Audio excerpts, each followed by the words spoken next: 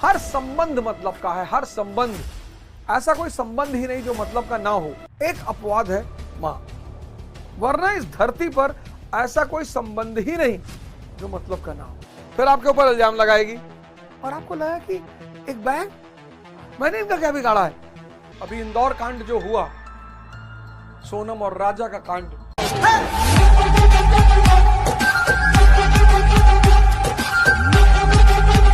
फिर बदनाम करेगी, फिर आपको हानि पहुंचाने की कोशिश करेगी, फिर आपके ऊपर इल्जाम लगाएगी और आपको लगा कि एक बैंक, मैंने इनका क्या बिगाड़ा है। आपने बिगाड़ा नहीं, ये बेचारे दुखी हैं कि तुम कैसे उस रास्ते पे जा रहे हो और हम नहीं जा पा रहे। मैं के गुरुत्वाकर्षण से बाहर निकलोगे तो समाज से ऊपर उठने लगोगे, समाज नीचे की तरफ खींचेगा। ये सबके साथ होता है और आज तो बहुत ज्यादा है। पहले तो सिर्फ बुराई करने में मजा आता था, अब तो बुराई करने का पैसा मिलता है। ट्विटर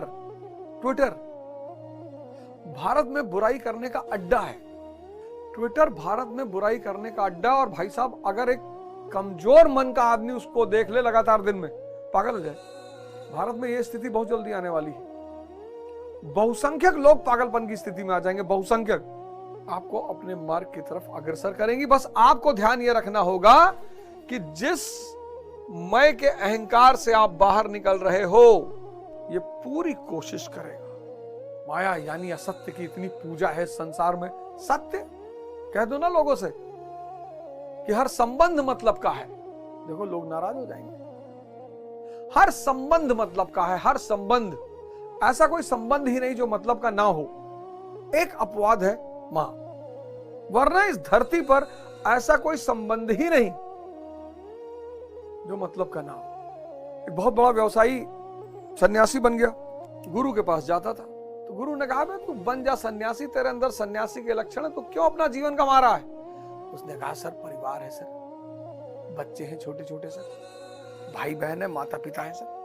उसने कहा, वो तेरे लिए कुछ भी करेंगे। बोले, सर कुछ भी करेंगे। कहा, तो एक काम कर, कल मैं तेरे घर आऊंगा और तू मृत्यु का नाटक करना। मैं जब पहुंचू उसी वक्त तू मृत्यु का नाटक करना, गिर पड़ना और मैं डिक्लेयर कर दूंगा कि तू मर गया। उसने कहा, ठीक है सर, ऐसा ही कर लेते हैं। तो दूसरे दिन जब वो सन्यासी उसके घर पहुंचा तो व्यापारी जो गिर गया, लेट गया। बाबा जी ने हाथ चेक किया, कहा ये तो मर गया। घर में रोना पिटना मच गया। पत्नी, बच्चे, भाई बहन, माँ बाप सब रोने लगे। तो उस महात्मा ने पत्नी को बुलाया, माँ बाप को बुलाया, कहा अभी आत्मा बहुत ज्यादा दूर नहीं गई है, अगर इसके बदले कोई अपनी आत्मा देने को तैयार हो जाए, कोई अपनी जान देने को तैयार हो जाए तो इसको बचाया जा सकता है। अरे पत्नी ने कहा, अब एक आदमी तो मर ही गया, क्या पता आए ना आए, अब ये तो चले ही गए, इनके लिए कोई और अपना जान क्यों दे। और हर आदमी ने मना कर दिया। कहानी झूठी हो सकती है, बड़ी सारी कहानियां हैं, लेकिन कहानियों के संदेश साफ है। बहुत रेयर केस में, रेयरिटी ऑफ रेयर, कोई किसी के लिए मरता है। बड़ी असंभव सी घटना है। मतलब चेतना जिसकी नहीं जागी, वो चेतना के गुणों का प्रदर्शन कर रहा है कि मैं झूठ नहीं बोलता। अगर व्यक्ति मन पे जी रहा है या चैतन्य पे जी रहा है, अब ये अवध ओझा ये मन पे जी रहा है, ये महाराज अड़गड़ानंद, स्वामी अड़गड़ानंद ये चैतन्य पे जी रहे हैं। अब दोनों के गुणधर्म अलग है। ये स्वभावता अहिंसा में है, स्वभावता करुणावान है, स्वभावता दानी है।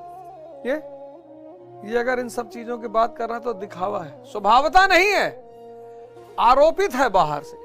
तो ये आदमी अगर इस तरह के वस्त्र पहन ले और इन सारे लक्षणों का दिखावा करने लगे तो ये पाखंडी हो जाएगा। व्यक्ति को मन से उठाकर चैतन्य पर पहुंचाने वाला विज्ञान। और अभी भी वक्त है इसको वर्णन करने का।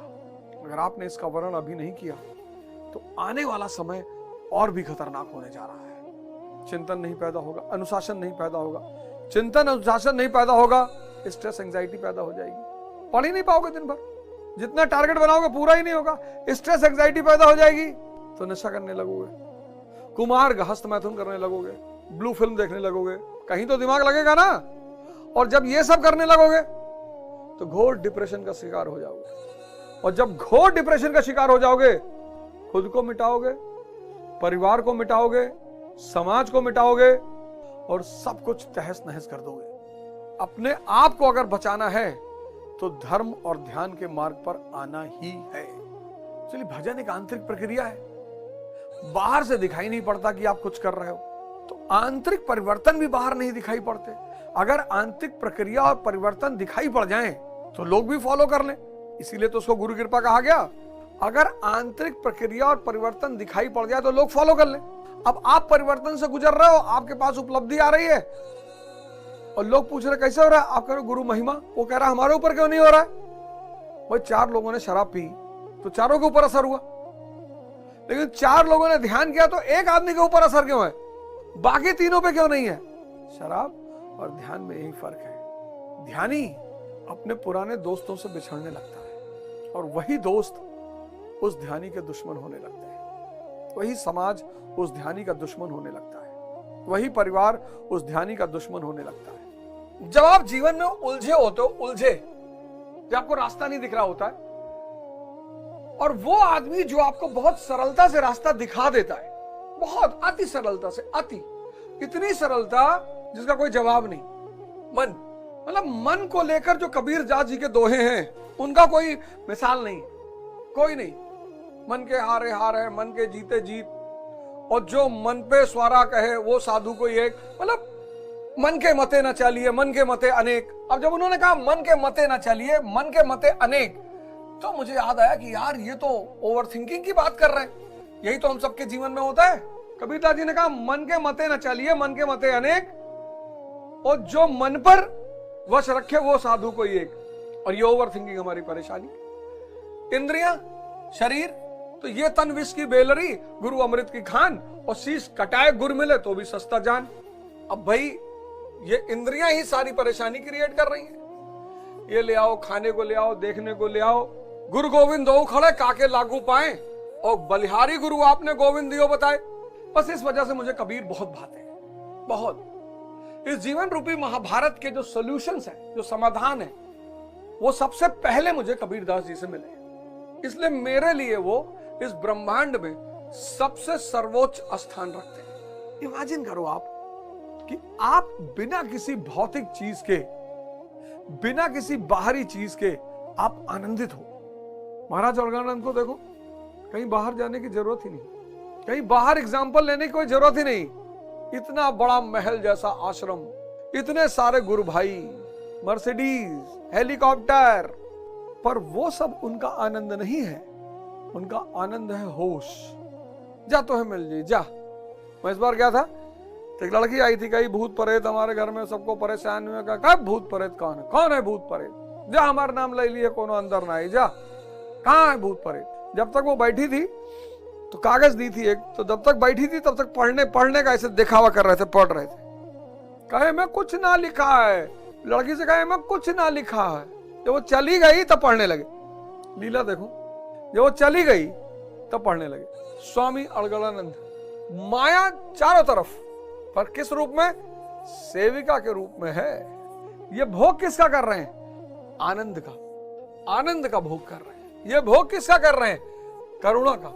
माया सेविका के रूप में मौजूद है, अपने नाम पर कुछ भी नहीं है। ये जो जीवन रूपी महाभारत है, इस जीवन रूपी महाभारत से अगर किसी ने मुझे बाहर निकाला तो उस व्यक्ति का नाम है कबीर दास। ऐसे ही हम बहुत सारे महाभारतों में, हम सबकी अपनी अपनी महाभारत है, सब उलझे हुए हैं, टाइम भागता जा रहा है। मतलब अगल बगल की जो घटनाएं घट रही हैं, अगर आप उन घटनाओं पे गौर करो, अभी इंदौर कांड जो हुआ, सोनम और राजा का कांड, वो एक शुद्ध मानसिक दिवालियेपन का कांड है।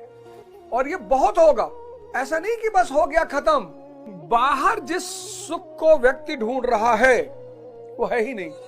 अब तो माया इतनी स्ट्रांग हो गई है। 1960 माया थी ही नहीं, 70 में माया थी ही नहीं, 80 में माया थी ही नहीं। अब कैपिटलिज्म,